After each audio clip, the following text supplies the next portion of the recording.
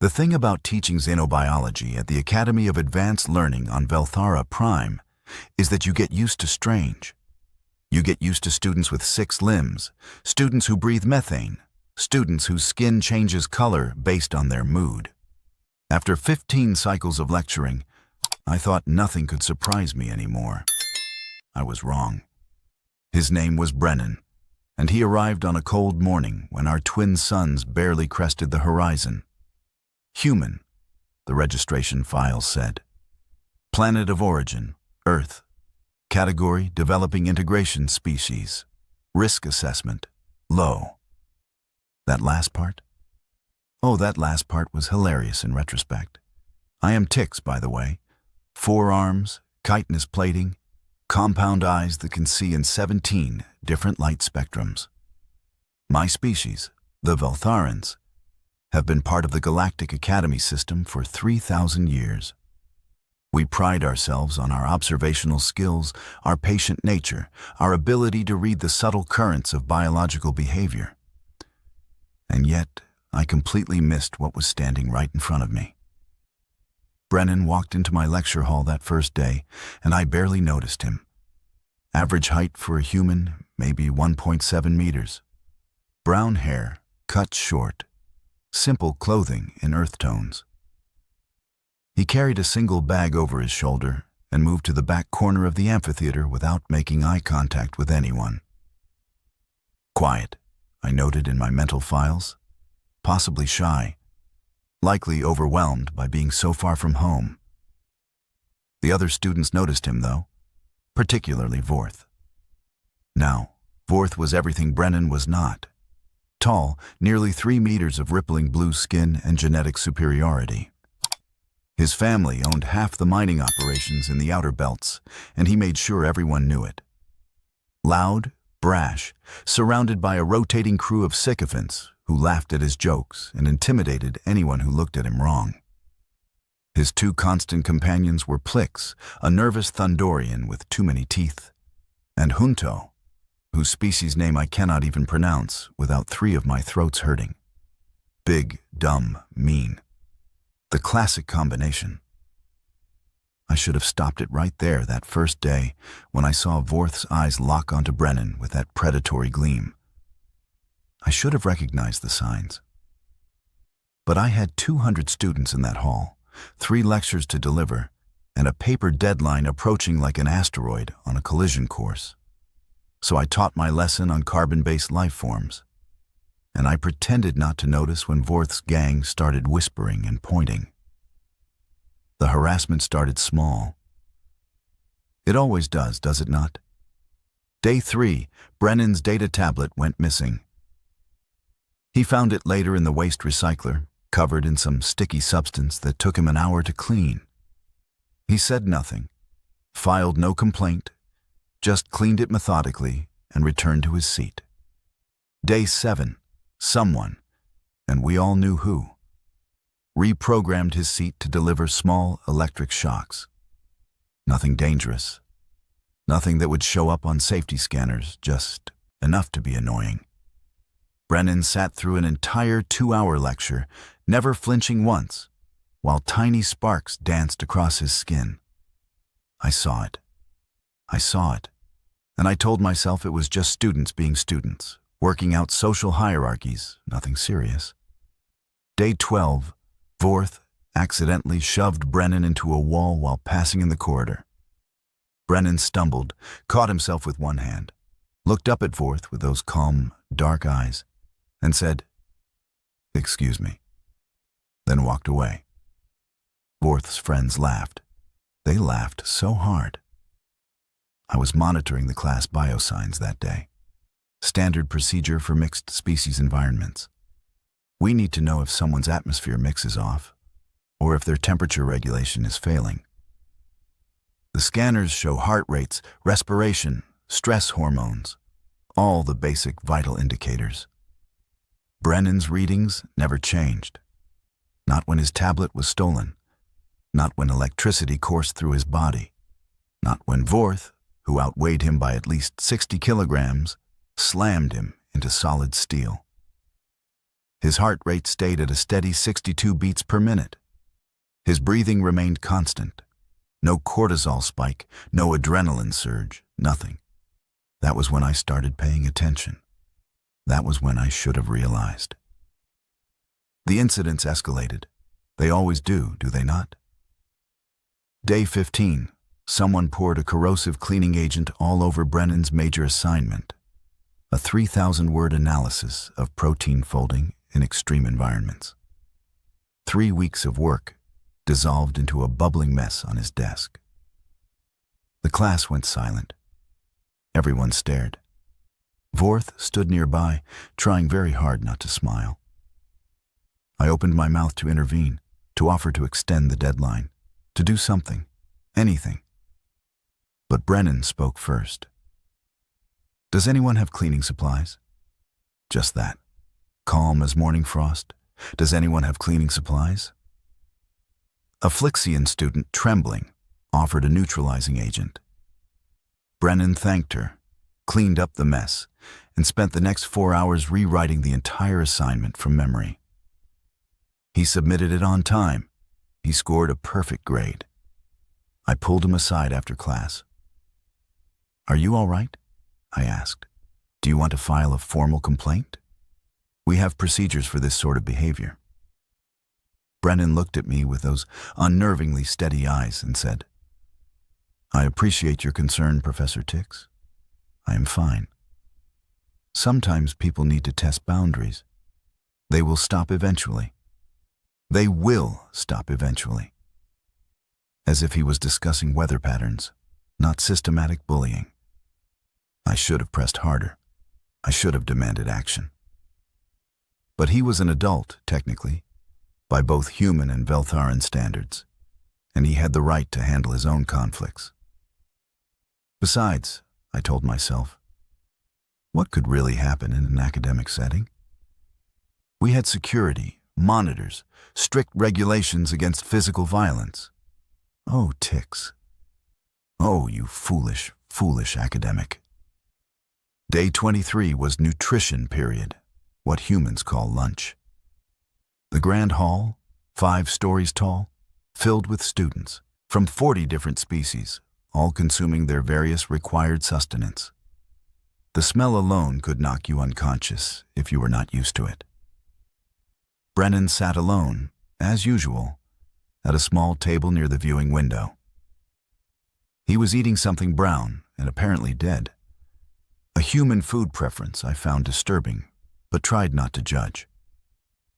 His attention was focused on a data pad, probably reviewing notes for the afternoon quantum physics seminar. That was when Vorth made his move. He approached with his entire gang, maybe 7 or 8 of them, enough to form a circle around Brennan's table. The conversations nearby died. Students backed away. Everyone could feel something coming. "Hey, Deathworlder," Vorth said, his voice carrying across the sudden silence. "That is what they call your planet, right? A death world? Seems pretty weak to me." Brennan looked up slowly. He put down his food with careful precision. "I am just trying to eat," he said. "Please leave me alone." "Oh, he is trying to eat." Vorth's laugh was ugly. Plix and Junto joined in, right on cue. "Here's the thing, human. You are taking up space in advanced quantum physics. My space. So here is what is going to happen. You are going to drop that class, you are going to request a transfer to some remedial program, and you are going to stop wasting everyone's time with your presence." The hall was completely silent now. 200 students, not breathing. Brennan stood up. Even standing, he was shorter than Vorth by half a meter. "No," he said simply. "I earned my place in that class.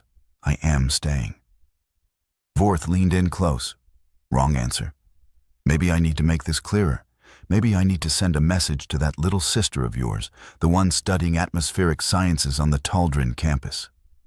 I hear accidents happen there all the time. And that, right there, was the moment everything changed. I saw it happen. I was watching, frozen like everyone else. and I saw something shift behind Brennan's eyes. Something cold and old and very, very dangerous. The temperature in the hall seemed to drop 10 degrees. Brennan spoke, and his voice was different now. Quiet still, but quiet like the space between stars, like the moment before a supernova. You have 3 seconds to walk away and forget you said that. 3? 2? Vorth laughed. He actually laughed. Or what, little human? What are you going to do? Brennan reached 1, I think. I am not entirely sure. Because I blinked.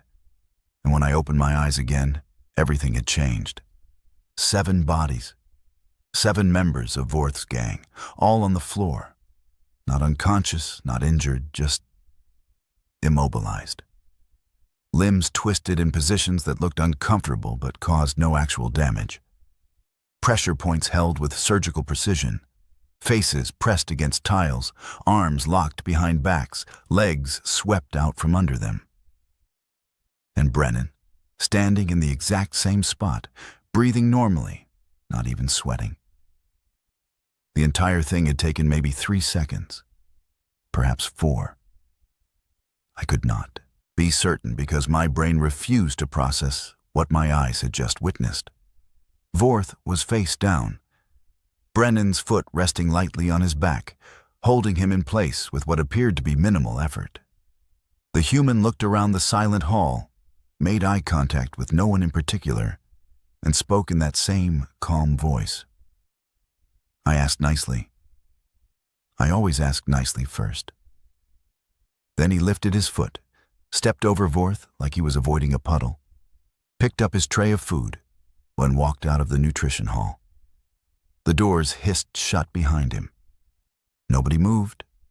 Nobody breathed. Somewhere in the back, someone dropped a drinking container, and the clatter sounded like an explosion. Vorth groaned, tried to get up, failed twice before finally staggering to his feet. His blue skin had gone pale, almost white. His hands were shaking. What was that? Plix whispered, still on the ground. I had no answer. None of us did. Security arrived within minutes, summoned by automatic alerts when the biomonitors detected sudden physical conflict. They reviewed the footage from 17 different angles. They slowed it down, enhanced it, ran it through analysis programs designed to break down combat techniques. The results? Inconclusive. The programs could not identify the fighting style.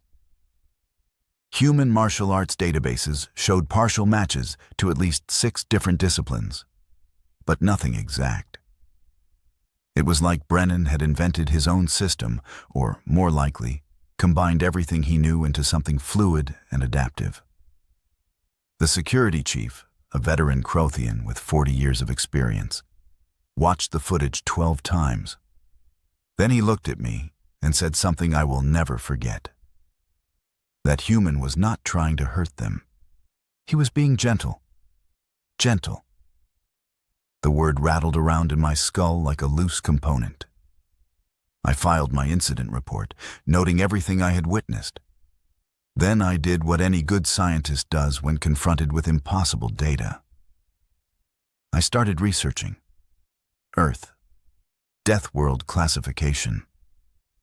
I had heard the term before, but never really investigated what it meant. Most species classifications were boring, technical descriptions of atmospheric composition and gravity wells. But Earth? Oh, Earth was special. I started with the basics. Gravity 1.0 standard, which seemed normal until I realized that was considered high gravity by galactic standards. Most Academy species evolved on worlds with 0.6 to 0.8. Humans grew up being pressed down by an invisible hand every single day of their lives. Atmospheric composition, 21% oxygen, highly combustible. Their air was literally waiting to catch fire. Weather patterns that included something called hurricanes, tornadoes, tsunamis, storms that could level cities, temperature variations from -40 to +50 degrees, sometimes on the same continent. Then I got to the fauna section, and my afternoon got substantially worse. Predators. So many predators. Animals with venom that could kill in minutes. Reptiles that could swallow prey whole. Insects that carried diseases. Marine creatures with tentacles and teeth. Land mammals that weighed literal tons and could run at terrifying speeds. And humans. Humans were not even the apex predators on their own world. They were somewhere in the middle, soft-skinned and slow, surviving through sheer stubborn intelligence and pack tactics. But that was not the worst part. The worst part was the section on human development. Human children, the report stated, require approximately 18 years to reach physical maturity. During this time, they engage in constant risk assessment training, learning to navigate their hostile environment through trial and error. Trial and error on a planet trying to kill them. I sat back in my chair, all four arms trembling slightly. Brennan had said something when I asked if he was all right. Sometimes people need to test boundaries. They will stop eventually. He had been waiting, patiently, calmly, the way you wait for a natural process to complete itself. Because on Earth, apparently, that is just what you do. The campus transformed overnight. Students gave Brennan a 3-meter radius wherever he walked. Conversations stopped when he entered rooms. Some species, the more anxious ones, literally fled when they saw him coming. He seemed confused by this, almost sad. I found him 2 days later in the library, alone, as always, reading something on stellar formation. I approached carefully, announced myself from a distance so I would not startle him, and asked if he would consent to an interview for my xenobiology research. To my surprise, he smiled. That would be nice, actually. Nobody will talk to me anymore. We found a quiet study room. I activated my recording equipment, arranged my notes, and tried to figure out where to begin. So I started awkwardly. Earth. Brennan laughed. It was a warm sound, nothing like the cold voice from the nutrition hall. Yeah, Earth. What do you want to know? Everything, I admitted. I have been researching, but the files make no sense. They describe a place that should be uninhabitable, yet you have billions of people. He leaned back in his chair, considering. Where did you grow up, Professor? A biodome on Velthara 6. Temperature controlled, atmosphere regulated, completely safe. Right. So I grew up in a place humans call the Outback, Australia. Middle of nowhere, really. Nearest town was 80 kilometers away. Hot during the day, cold at night, lots of things that could kill you if you were not paying attention. He said it so casually. Lots of things that could kill you. Like what? I asked, my recorder running. Well, snakes mostly. We had 17 of the 20 most venomous snake species on the planet in my region. Then spiders, some with neurotoxin that could stop your heart. Dingoes, wild dogs basically. They would test your perimeter at night. Crocodiles in the water. Oh, and the sun itself could cook you if you stayed out too long without protection. I stared at him.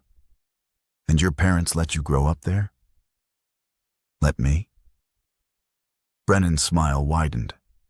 My parents raised me there, taught me which plants to avoid, how to check my boots for spiders every morning, what to do if I encountered a snake. Basic survival skills. Every human kid learns them. Every human child learns how to survive venomous predators. Well, yeah. Otherwise, how would we survive? The logic was flawless and absolutely horrifying. Then I joined the Wilderness Survival Corps when I turned 16. That is where I really learned. Which is what, exactly? Brennan pulled up his sleeve, showing me a long scar across his forearm. Week-long training in the desert. Had to survive on minimal water, forage for food, navigate by stars. Got this from a rockfall on day 4. Kept going. You were injured and kept going? It was just a cut. I had a medical kit. Besides, quitting was not an option. We were 60 kilometers from base. He showed me other scars, burns from fire training, a twisted line on his leg from what he called a disagreement with a barbed wire fence. Each one had a story, told like he was describing a grocery shopping trip. What about the nutrition hall? I finally asked. What you did to Vorth and his friends? Brennan's expression darkened slightly. That was instinct, mostly. When he mentioned my sister, look, humans are protective of family. It is hardwired into us. Fight or flight response, elevated adrenaline, temporary strength increase. I was not really thinking, just reacting. Temporary strength increase? Oh, sure. Humans can lift incredible weight under stress. Mothers lifting vehicles off trapped children, that sort of thing. Our bodies have built-in override systems for emergencies. I processed this information slowly. So in the nutrition hall, you were operating on instinct? That was not your full capability? Brennan looked uncomfortable. I was also wearing standard restraints. All human students are required to. Gravity compensation bracelet, muscle suppressors, reflex dampeners. We have to wear them to participate in mixed species activities. Otherwise, we might accidentally hurt someone during, normal stuff. Normal stuff, like sports, or even just walking too fast in a crowded hall. Our reaction times are, they evolved to deal with predators. I sat back, multiple revelations hitting me simultaneously. You were restrained during that incident? Yeah. And I was trying really hard to be gentle. I did not want to actually hurt anyone, just make them stop, make them understand. My research suddenly made terrible, perfect sense. Humans were not the predators. They were the survivors. They were the species that looked at a planet actively trying to exterminate them and said, "No, thank you, we will stay anyway." And they built themselves accordingly. The tribunal convened on day 30 of the academic cycle. The Grand Assembly Hall, normally used for graduation, ceremonies, and prestigious lectures, now hosted what would become the most attended disciplinary hearing in Academy history. 3 adjudicators sat at the raised platform. Chancellor Thex, a wise Vorthilian with silver scales and centuries of experience. Dean Ula, whose species I could never remember but who had a reputation for absolute fairness. And surprisingly, Ambassador Eula from the Galactic Integration Council, present specifically because a human was involved. The hall was packed.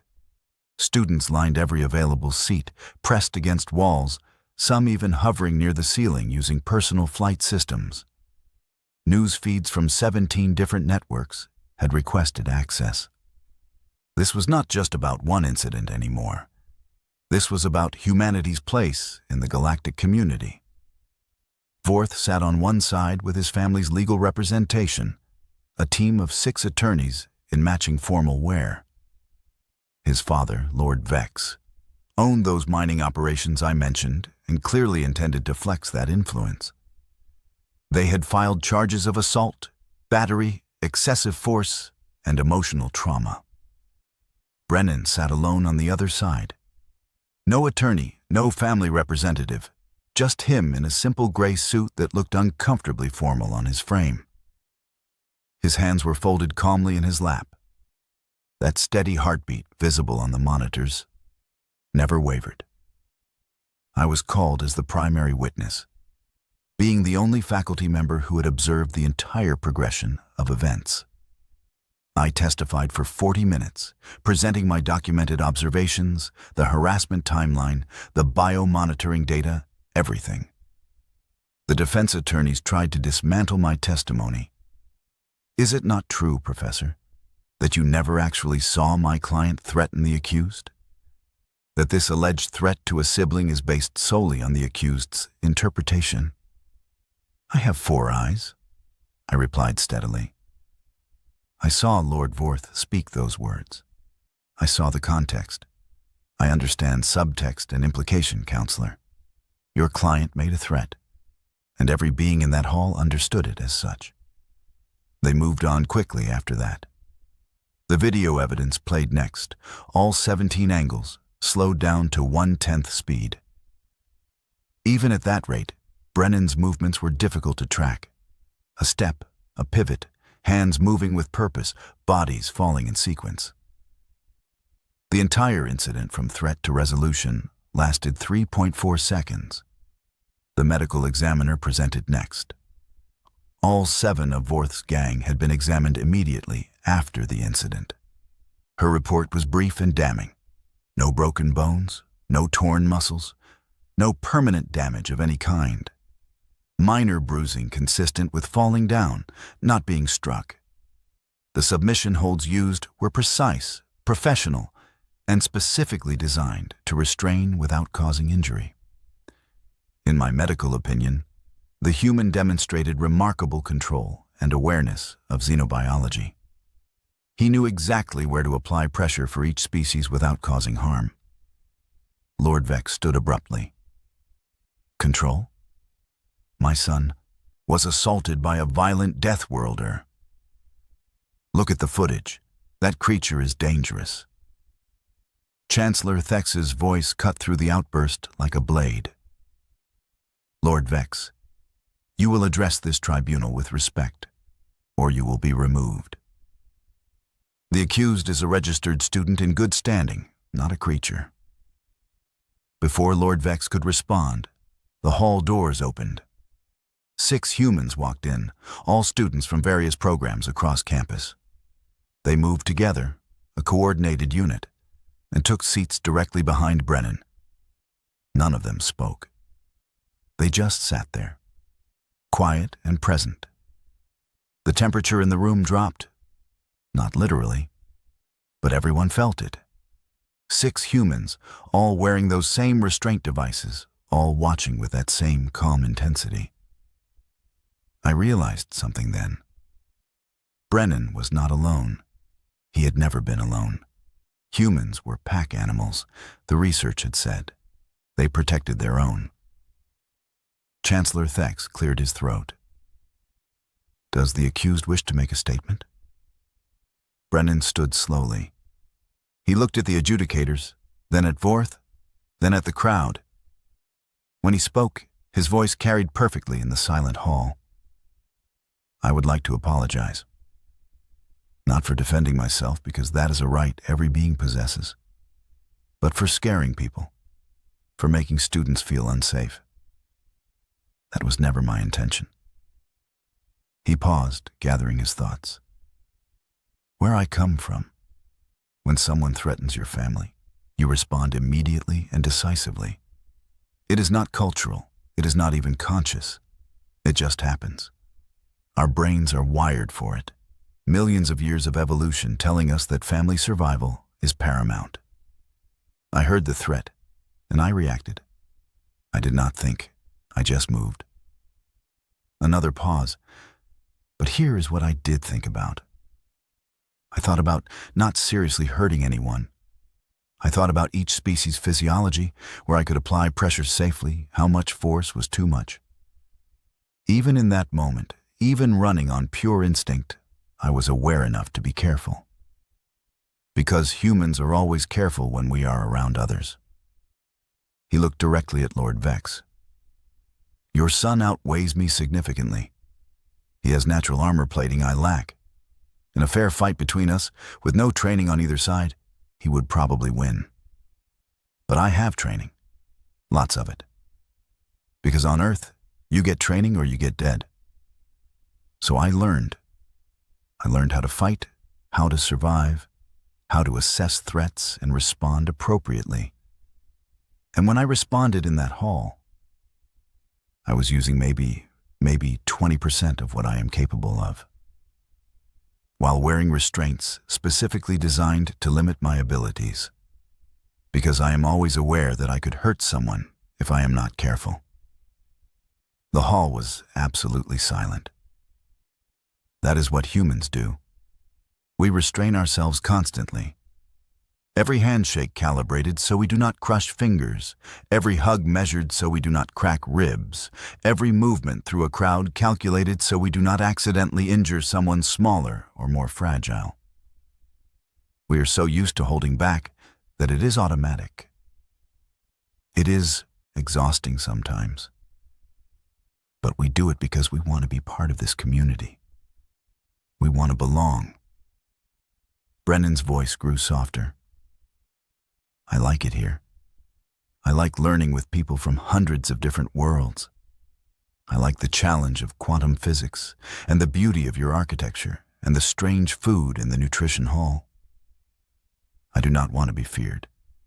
I just want to study and grow and maybe make some friends. He sat down. The 6 humans behind him remained motionless, faces unreadable. The adjudicators conferred quietly for several minutes. Then Chancellor Thex spoke. After reviewing all evidence and testimony, this tribunal finds that Brennan acted in lawful self-defense against a credible threat. The charges are dismissed. Furthermore, Lord Vorth and his associated group are hereby reprimanded for harassment, bullying, and threatening behavior. They will complete conflict resolution training and perform 200 hours of community service. Lord Vex looked ready to explode, but Ambassador Eula stood before he could speak. If I may address the assembly. Her voice was gentle but carried absolute authority. There seems to be a fundamental misunderstanding about humanity that needs correction. Humans are not violent by nature. They are protective. They are cautious. They are, in fact, remarkably gentle considering their capabilities. The human government specifically selects students for integration programs based on their patience and self-control. Every human in this academy passed rigorous psychological testing. They are here because they are the best of their species at coexisting peacefully. She gestured to Brennan.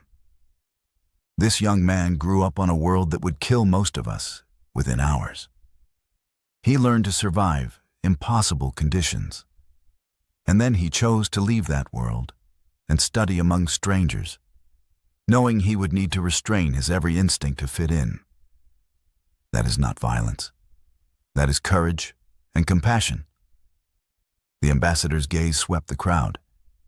If humans wanted to cause harm, truly wanted it, we would not be having tribunals. We would be having funerals. The fact that we are sitting here, safely discussing minor bruises and hurt feelings, is a testament to human restraint. I suggest we remember that. She sat down. The hall remained silent for a long moment. Chancellor Thex cleared his throat. This tribunal is adjourned. Classes will resume tomorrow. I expect all students to treat each other with respect and dignity, regardless of planet of origin. The crowd dispersed slowly. I made my way to Brennan, who was accepting quiet congratulations from the other humans. They touched his shoulder, gripped his hand, that pack-bonding behavior humans were famous for. "Walk with me?" I asked when the group dispersed. We walked through the gardens, past fountains and sculpture installations from a dozen worlds. The twin suns were setting, painting everything in shades of purple and gold. "How are you really?" I asked. Brennan shrugged. Tired, relieved. Still not sure how I am supposed to act now. People are either terrified of me or treating me like some kind of warrior legend. I am just a guy who wants to pass his exams. "For what it is worth," I said carefully, "I think what you said in there was important. About restraint. About always being careful. I never considered how exhausting that must be." He smiled slightly. You get used to it. Besides, my little sister would never let me forget it if I messed this up for her. Your sister? The one studying atmospheric sciences? Brennan pulled out his data pad, showed me a recent message. The photo attached showed a young human woman, maybe 18 years old, casually hanging upside down from some kind of research equipment 3 stories above the ground, grinning at the camera. Other students in the background looked absolutely horrified. She is doing great, Brennan said proudly. Top of her class, making friends, terrifying her professors. I stared at the image. She's hanging by her legs. Yeah, humans have really strong core muscles. She probably does not even realize how weird that looks to everyone else. We walked in silence for a moment. Brennan? I asked. What you said about operating at 20% while restrained, were you exaggerating? He looked at me with those steady eyes. No, Professor. I was being generous. Humans can do extraordinary things when we need to. We just really, really hope we never need to. That night, I updated my research files with a new conclusion. Humans were not the monsters some feared. They were not the warriors others imagined. They were simply survivors from a world that demanded excellence in survival, who chose diplomacy over dominance, gentleness over aggression, patience over power. The galaxy was not ready for humans. But maybe, just maybe, humans were exactly what the galaxy needed. Someone to show us that strength without compassion is meaningless, that capability without restraint is dangerous, and that true courage is choosing kindness when you could choose conquest. Brennan returned to classes the next day. Eventually, cautiously, students began approaching him again, asking questions, requesting help with assignments, sharing meals, and if they still gave him a bit of extra space in the hallways. Well, that seemed fair. Respect and fear are close neighbors after all. But I knew the truth now. The most dangerous thing about humans was not their capacity for violence.